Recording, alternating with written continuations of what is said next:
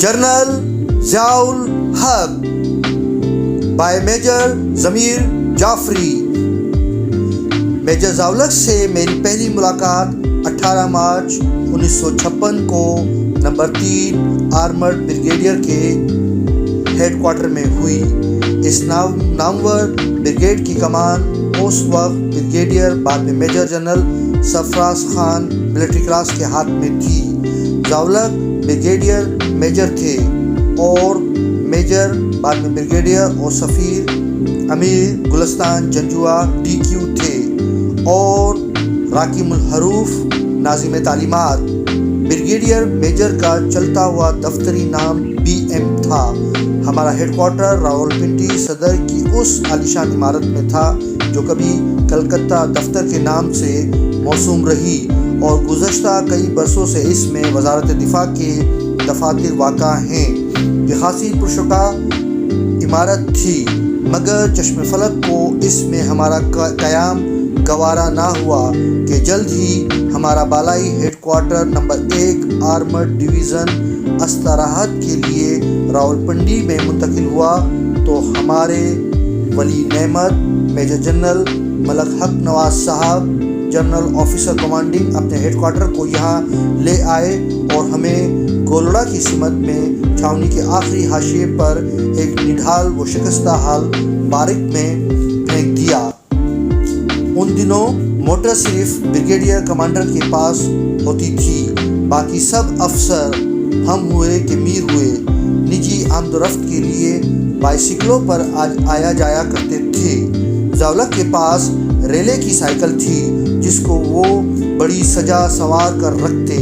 دفتری روابط کے علاوہ بائسیکلوں کی ہم سفری کے دوران میں بھی ہمیں ایک دوسرے سے گفتگو کے مواقع اکثر ملتے رہتے اور سبحان اللہ کہ بائسیکلوں کی چوں چوں کی تال پر ہم لوگ ایسی خالص اور تابعدار گفتگو میں کرتے کہ ذکر دنیا اور فکر عاقبت وغیرہ بائسیکل کے پچھلے پہیوں سے بھی کہیں پیچھے رہ جاتے۔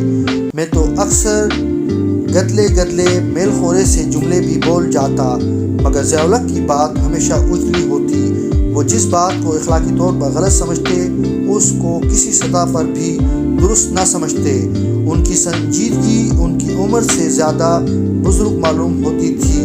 کبھی کبھی کوئی بات بے خبری کی کرتے تو اس پر معصومیت کا گماں ہوتا، جہالت کا گماں ہرگز نہ ہوتا۔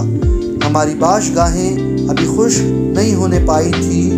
ٹاپ براس کے بعض آفیسر جن میں یحییٰ اور حمید نمایاں تھے بعد میں دونوں جرنیل ہوئے کبھی کبھی ہمارے میس میں آ نکلتے۔ ہمارا BM ان بھیگی مرعوب شاموں میں کبھی آس پاس نہ ہوا۔ میجر ضیاء الحق ایک سادگی پسند انتہائی خوش اخلاق اور منکسر نوجوان تھا۔ جائے نماز اور لوٹا جس کے دفتر میں موجود رہتا، نماز کے وقت وہ کمانڈر کانفرنس چھوڑ دیتا لیکن نماز نہ چھوڑتا۔ ان کو دیکھ کر مجھے دوسری عالمگیر جنگ میں اپنا ایک انگریز رفیق کار گھاگرا پلٹن کا کیپٹن ڈونلڈ ڈائے یاد آ جاتا جس کے بارے میں دوسرے نٹ کھٹ کپتان کہا کرتے ڈان ان لڑکوں میں سے ہے جن کے متعلق ان کے گھر والوں کو خط میں کوئی خاص بات لکھنے کی نہیں ہوتی۔ یوں میجر ضیاء الحق اپنے عسکری پیشے میں چوکس، باخبر اور طاق سمجھے جاتے تھے۔ بریگیڈیئر سرفراز آگے چل کر محافظ لاہور پاکستان آرمی کے ذیلی اور ممتاز کمانڈروں میں شمار ہوتے تھے۔ نرم گفتگو، گرم جستجو، مگر بظاہر یوں لگتا جیسے انہوں نے بریگیڈ کی باغ دوڑ BM اور DQ کے ہاتھ میں دے رکھی ہو۔ یہ بھی ہو سکتا ہے کہ وہ پیچھے سے تار کھینچتے رہتے ہوں۔ ایک دن یہ حکم برسر اجلاس دیتے ہم نے بھی سنا کہ مسئلے کو بڑا ہونے سے پہلے حل کر دینا چاہیے۔ بریگیڈیئر میجر اپنی سطح پر ایک نہایت اہم کلیدی منصب ہوتا ہے۔